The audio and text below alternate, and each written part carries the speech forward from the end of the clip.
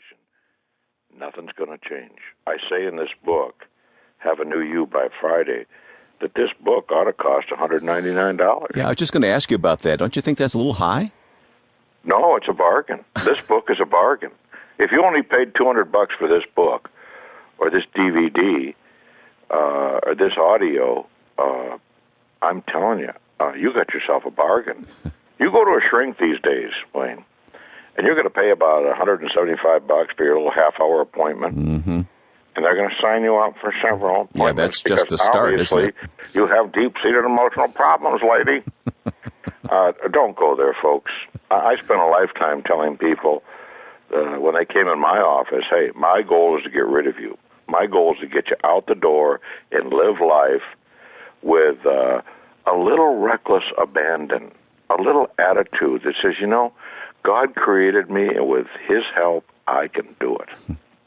Well, Kevin, we're going to let the book speak for itself, and it does so powerfully, Have a New You by Friday. But in a sense, we're always changing, and I know that you're still changing. I mean, you've been doing a lot of crying lately, haven't you?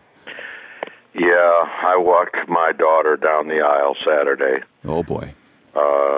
And just last night, I'm speaking days now, this is about 5 days removed. We showed just a little video that we showed at a reception of her and Josh growing up. I cried all the way through it. I mean, I start talking. See, I'm starting to tear up now just talking about it, Wayne. I'm such a wuss.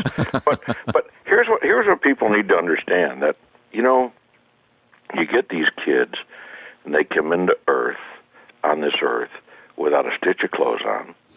They're totally dependent upon you. And you mold them. You mold them.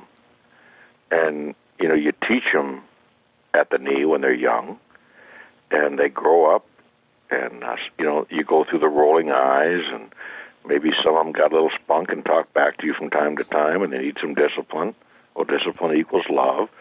But the reality is that they grow up, and what we want them to do is to fly away and do life as it should be lived. Mm-hmm.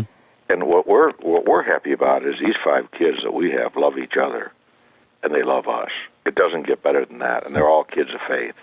So we're just extremely pleased. But anybody who knows me knows that I do things personal. I have my own Facebook.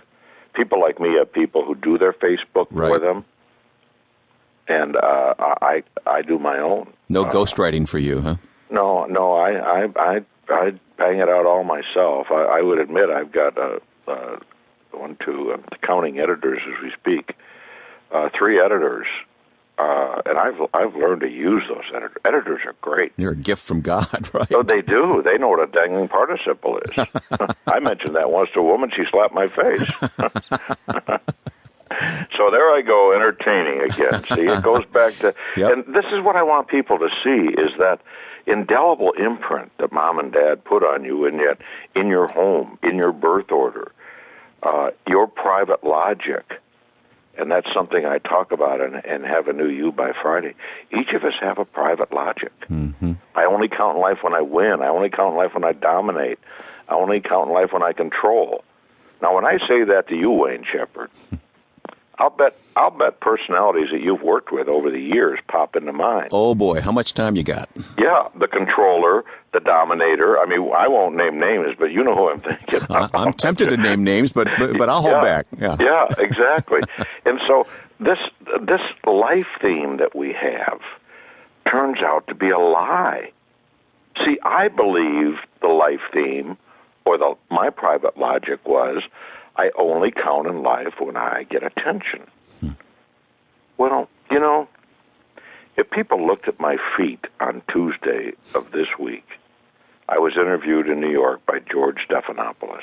Good Morning America. Good Morning America. And, of course, they look down and they see the striped wild socks. I always wear wild socks.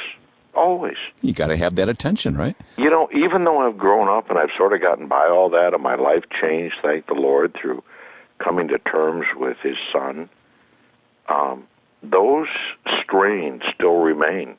My litmus test, when I go to New York and I do a show like The View or Fox and Friends or any of them, is do I get the jaded cameraman or woman